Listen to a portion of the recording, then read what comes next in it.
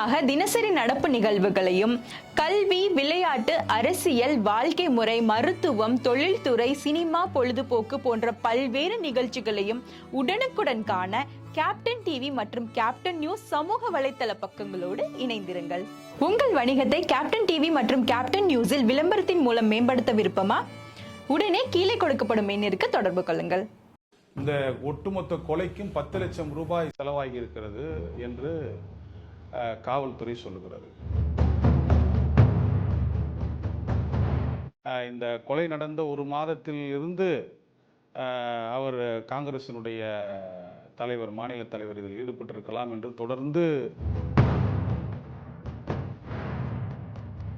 மாநில அரசு தயங்குகிறதோ என்றுதான் நாங்கள் ராகுல் காந்தி அவர்களுக்கு அவருடைய பதவியை விட்டு நீக்கினால், முக்கியமாக ஜேபி மாடல் கூட்டங்கள் சொல்லிட்டு மக்கள்கிட்ட நேரடியாக திமுக விமர்சனம் பண்ணுறது, அவருடைய அரசியலையே முடித்து விட்டது என்கின்ற எண்ணம் யாருக்கும் வந்துவிடக்கூடாது. அவர் விட்ட இடத்திலிருந்து அந்த பணியை தொடர்ந்து செய்ய வேண்டும் என்கின்ற எண்ணத்தில் அவர் மிக உறுதியாக இருக்கிறார். சார் வணக்கம். ஆம்ஸ்ட்ராங் அவர்களுடைய கொலை கேஸ் தற்போது குற்றப்பத்திரிகை நகல் வரைக்கும் வந்திருக்கு. அதில் பார்த்தீங்கன்னா A1 நாகேந்திரன், அவர் சிறையில் இருக்கார். A2 சம்போ செந்தில், அவர் எங்கே இருக்காருன்னே தெரியல, அது அவரை தேடி துபாய் போகிறாங்க. 3வது அஸ்வந்த் தாமல், அவர் சிறையில் இப்போ கைது செய்யப்பட்டிருக்கிறாரு. இதில் இந்த குற்றப்பத்திரிகை நகலில் உங்களுக்கு உடன்பாடு இருக்கா? முதல்ல இந்த குற்றப்பத்திரிகையில் பிரதானமாக சொல்லப்படுற விஷயம் என்னவென்று சொன்னால், அரசியல் ரீதியாகவும் சமூக ரீதியாகவும் சமத்துவ தலைவர் அண்ணன் ஆம்ஸ்ட்ராங் அவர்கள் வளர்ந்ததனால்தான் அவர் படுகொலை செய்யப்பட்டார் என்று குறிப்பிடப்பட்டிருக்கிறது. இப்போ அரசியல் ரீதியாகவும் சமூக ரீதியாகவும் அண்ணன் ஆம்ஸ்ட்ராங் அவர்கள் வளர்வது, சிறையில் நீண்ட காலமாக ஆயுள் தண்டனை கைதியாக இருக்கிற நாகேந்திரனுக்கு என்ன பிரச்சனை வரப்போகுது? அதே போல A2 குறிப்பிடப்படுகின்ற சம்போ செந்திலுக்கு என்ன பிரச்சனை வரப்போகிறது? எங்களுடைய பார்வை என்னவென்று சொன்னால், இந்த குற்றத்தை அரங்கேற்றி இருப்பது வேண்டுமானால் நாகேந்திரனாக, சம்போ செந்திலாக, அஸ்வத்தாமனாக இருக்கலாம். ஆனால் இந்த குற்றத்தின் பின்னால், இந்த படுகொலையின் பின்னால் நிச்சயமாக பெரிய அரசியல் சக்திகள் இருக்க வேண்டும். அந்த அரசியல் சக்திகளை தமிழக காவல்துறை விசாரிக்கவில்லையோ அல்லது விசாரிக்க அஞ்சுகிறதோ என்றுதான் இந்த குற்றப்பத்திரிகையின் மூலம் எங்களுக்கு தெரிகிறது. இரண்டாவதாக, இந்த ஒட்டுமொத்த கொலைக்கும் 10 லட்சம் ரூபாய் செலவாகி இருக்கிறது என்று காவல்துறை சொல்லுகிறது.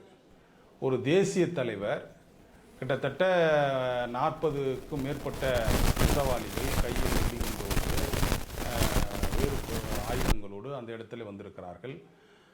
அப்படி இருக்கின்ற பொழுது 10 லட்சம் ரூபாய் தான் இந்த கொலைக்கு செலவானது என்று சொல்வது என்பது வேடிக்கையாக இருக்கிறது.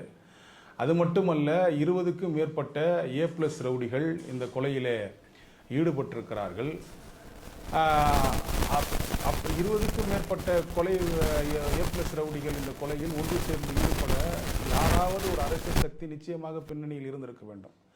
ஏன் அவர்களை விசாரிக்கவில்லை என்பதுதான் எங்களுடைய கேள்வியாக இருக்கிறது. எனவே இந்த குற்றப்பத்திரிகை என்பது எங்களுக்கு திருப்திகரமானதாக இல்லை. அதனால் பகுஜன் சமாஜ் கட்சி அடுத்த கட்டமாக இது குறித்து தலைமை முடிவு செய்து அடுத்த கட்ட நடவடிக்கை எடுக்கும். நீங்க அரசியல் பின்னணி இருக்கிறதா குறிப்பிடுறீங்க. ஆனா உங்க கட்சியினுடைய தலைமையில நேரடியாவே சொல்லிட்டாங்க, செல்வ பிரதனுக்கு இதுக்கு தொடர்பு இருக்கு, அவரை விசாரிக்கணும்னு தொடர்ந்து கோரிக்கை முன் வச்சுட்டு வராங்க. ஆனா காவல்துறையினரோ தமிழக அரசோ அது குறித்து வாய் திறக்காம இருக்கு. இதை எப்படி பாக்குறீங்க? அதுதான் எங்களுடைய மாநில பொதுச் செயலாளர் திரு ஜெய்சங்கர் அவர்கள் காங்கிரசினுடைய எதிர்க்கட்சி தலைவர் ராகுல் காந்தி அவர்களுக்கு எழுதிய கடிதத்தில் இதை குறிப்பிட்டிருக்கிறார். அவர் குறிப்பிட்டிருந்தும் கூட இதுவரை காவல்துறை தரப்பிலிருந்தோ அல்லது அரசு தரப்பிலிருந்தோ எவ்வித நடவடிக்கையும் இல்லை என்பது பெரிய ஏமாற்றத்தை தான் அளிக்கிறது.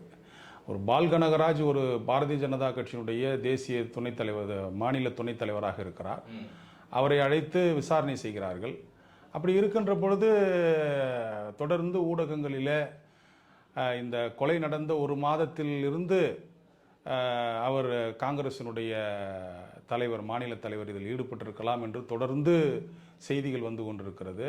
இந்த நிலையிலே அவரை அழைத்து விசாரிப்பதிலே ஏன் காவல்துறை தயங்குகிறது, தமிழக அரசு தயங்குகிறது என்று எங்களுக்கு பெரிய கேள்வியாகத்தான் இருக்கிறது. சார், நீங்க சொன்னது போல பால் கனகராஜ் அவர்களின் சந்தேகத்தின் பேரில் அவர் மேல ஒரு சந்தேகம்னு எழுப்பப்பட்ட போது உடனே கூப்பிட்டு விசாரிச்சாங்க இந்த காவல் அதிகாரிகள்.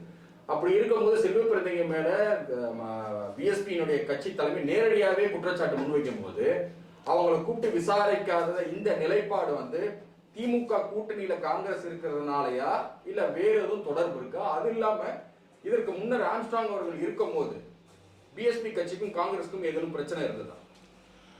பகுஜன் சமாஜ் கட்சிக்கும் காங்கிரஸுக்கும் எந்த பிரச்சனை கிடையாது. ஆனால் இந்த பகுஜன் சமாஜ் கட்சியில் செல்வ பெருந்தகை அவர்கள் இருந்தபோது அண்ணன் அவர்கள் மாநில தலைவராக இருந்தார். அந்த இடத்தை அவர்தான் செல்வ பெருந்தகை தான் நிரப்பினார். அப்போது செல்வ பெருந்தகை அவர்களுடைய செயல்பாடுகள் அண்ணனுக்கு சில செயல்பாடுகளில் உடன்பாடு இல்லாமல் இருந்தது. அப்போது சில சின்ன சின்ன உரசல்கள் அவரிடத்தில் இருந்தது. பின்பு செல்வ பெருந்தகை அவர்கள் கட்சியில் இருந்து கொண்டே வேறு கட்சிக்கு செல்வதற்கான முயற்சிகளை செய்கிறார் என்று தெரிந்தவுடன் அவரை கட்சியிலிருந்து நீக்கிவிட்டார்கள். அதிலிருந்தே இருவருக்கும் பெரிய அளவு உறவு, பெரிய நெருக்கமான உறவு இல்லாமல் தான் இருந்தது. அதனால் செல்வ பெருந்தகை மாநில தலைவராக இருப்பதால், ஒரு காங்கிரசினுடைய மாநில தலைவராக இருப்பதால் மாநில அரசு தயங்குகிறதோ என்றுதான் நாங்கள் ராகுல் காந்தி அவர்களுக்கு அவருடைய பதவியை விட்டு நீக்கினால் காவல்துறை விசாரிக்கும் என்ற அடிப்படையில் தான் நாங்கள் கடிதம் எழுதினோம். ஆனால் அந்த கட்சி தரப்பிலிருந்தும் எவ்வித நடவடிக்கையும் இல்லை. அதே போல மாநில அரசும் அவரை ஒருவேளை கூட்டணி கட்சியில் இருக்கிறார் என்பதற்காக அழைத்து விசாரிக்க தயங்குகிறார்களோ என்று தோன்றுகிறது. ஆனால் எங்களுடைய சந்தேகம் என்னவென்று சொன்னால், அஸ்வத்தாமன் அவருக்கு மிக நெருக்கமாக இருந்த ஒரு நபர். அதனால் அஸ்வத்தாமன் செய்கின்ற செயல்பாடுகள் நிச்சயமாக அவருக்கு தெரிந்திருக்க வாய்ப்பு இருக்கிறது. அதே போல அண்ணன் ஆம்ஸ்ட்ராங் அவருக்கும் ஏற்கனவே முரண்பாடு இருந்தது. இந்த இரு விஷயங்களையும் பொருத்தி பார்க்கின்ற பொழுது அவரை காவல்துறை அழைத்து விசாரிப்பது தான் சரியாக இருக்கும். ஆனால் அதில் ஏன் மாநில அரசு தயக்கம் காட்டுகிறது என்று தெரியவில்லை. இல்லை, இப்போ ஆம்ஸ்ட்ராங் அவர்கள் மறைவு கூட அஸ்வத்தாமன் செல்வ பெருந்தகை கூடவே வந்திருக்கிறாரு, அங்கே மாலை போட்டு மரியாதை செஞ்சிருக்கிறாரு.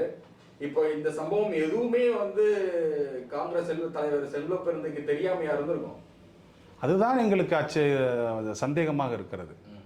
அதுதான் எங்களுடைய சந்தேகம். ஆரம்பத்திலிருந்து ஊடகங்கள் கூட இந்த கேள்வியைத்தான் எழுப்பிக் கொண்டிருக்கிறது. ஊடகங்கள் மட்டுமல்ல, பொதுமக்கள் கூட இந்த கேள்வியை தான் எழுப்பியிருக்கிறார். அந்த மரணத்திற்கு வருகிற காவல்துறைக்கு மட்டும் ஏன் இந்த கேள்வி வரவில்லை என்பதுதான் எங்களுக்கு ஒரு காவல்துறை நோக்கிய கேள்வியாக இருக்கிறது. ஏன் இன்னும் அழுத்தம் கொடுக்காம இருக்கீங்க பிஎஸ்பி கட்சி? பகுஜன் சமாஜ் கட்சியினுடைய வழக்கறிஞர்கள் இது சம்பந்தமாக வேலைகளை செய்து கொண்டு தான் இருக்கிறார்கள். இப்போது தானே சார்ஜ் ஷீட்டு ஃபைல் பண்ணியிருக்கிறாங்க. அதை ஃபுல்லாக கோத்ரூ பண்ணிவிட்டு அப்புறம் எந்தெந்த அடிப்படையில் அதை அடுத்த கட்டமாக எடுத்துகிட்டு போகலான்றதை அவங்க செய்வார்கள். ஓகே, இந்த ஆம்ஸ்ட்ராங் அவர்களுடைய கொலை கேஸில் கிட்டத்தட்ட 28 பேருக்கு மேலே அரெஸ்ட் பண்ணியிருக்காங்க. அவங்கள முழுமையான விசாரணையில் அவங்க தெரிவித்த 2 கருத்து ரொம்ப ஒரு முக்கியமான கருத்தாக இருக்குது. முதல் விஷயம், ஆருத்ரா கோல்டுக்கும் ஆம்ஸ்ட்ராங் அவர்களுக்கும் எந்த தொடர்பும் இருப்பதாக தெரியவில்லை, ஒன்று. ரெண்டாவது, இவருடைய தனிப்பட்ட வளர்ச்சி பிடிக்காம தான் இவரை மர்டர் பண்ணதா சொல்றாங்க. இது ரெண்டையும் நீங்க எப்படி பாக்குறீங்க? ஏன்னா ஆரம்பத்துல இருந்து அவர் மேல குற்றச்சாட்டு என்னன்னு பாத்தீங்கன்னா, இந்த ஆருத்ரா கோல்டு கேஸ் வச்சாங்க. இப்ப அதுவும் இல்லன்ட்டாங்க. இப்ப தனிப்பட்ட முறையில் அவருடைய வளர்ச்சிங்கிறாங்க. என்ன மாதிரியான வளர்ச்சியா இருக்கும்? அரசியல் ரீதியான வளர்ச்சி.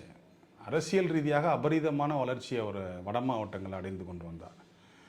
முக்கியமாக ஜெய்பி மாடல் கூட்டங்கள்னு சொல்லிட்டு மக்கள்கிட்ட நேரடியாக திமுகவை விமர்சனம் பண்ணுறது, அதிமுக பிஜேபி விமர்சனம் பண்ணுறது, எல்லா கட்சிகளையுமே அவர் தொடர்ந்து நேரடியாக தாக்குதல் நடத்த, மக்களுக்கு புரிகிற மாதிரி தாக்குதல் நடத்த ஆரம்பித்தார். அதனால் வந்து அதிமுக திமுகவில் இருக்கிற பெரிய பெரிய பொறுப்பாளர்கள் கூட அண்ணன் ஆம்ஸ்ட்ராங் அவர்களுடைய வழிகாட்டுதலின்படி செயல்பட ஆரம்பித்தார்கள்.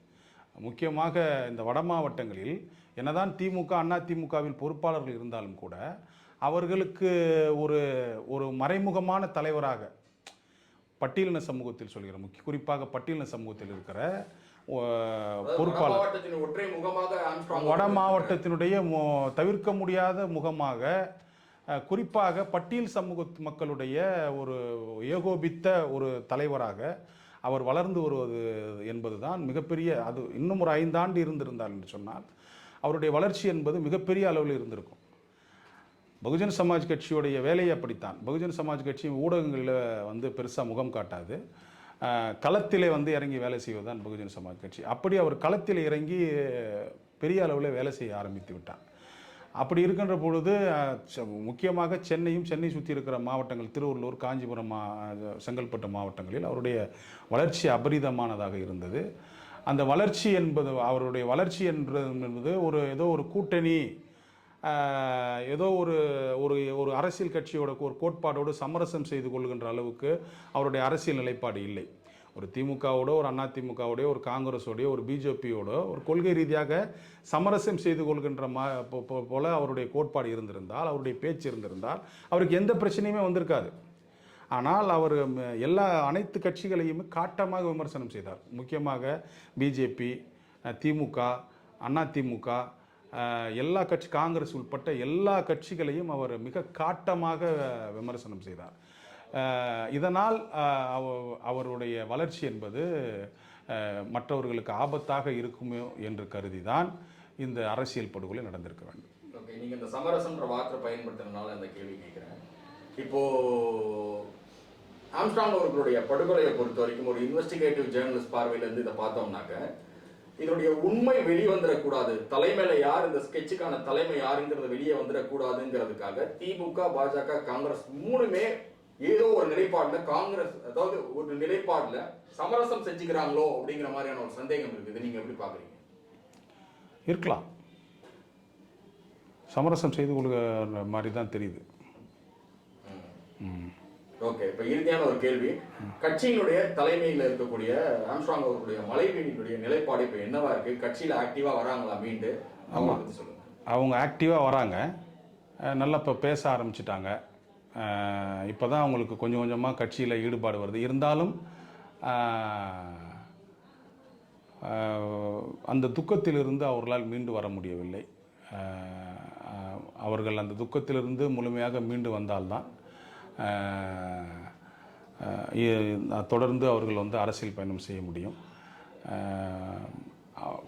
முக்கியமாக அவர்களுடைய எண்ணம் என்னவாக இருக்கிறது என்று சொன்னால், அண்ணன் ஆம்ஸ்ட்ராங் அவர்களுடைய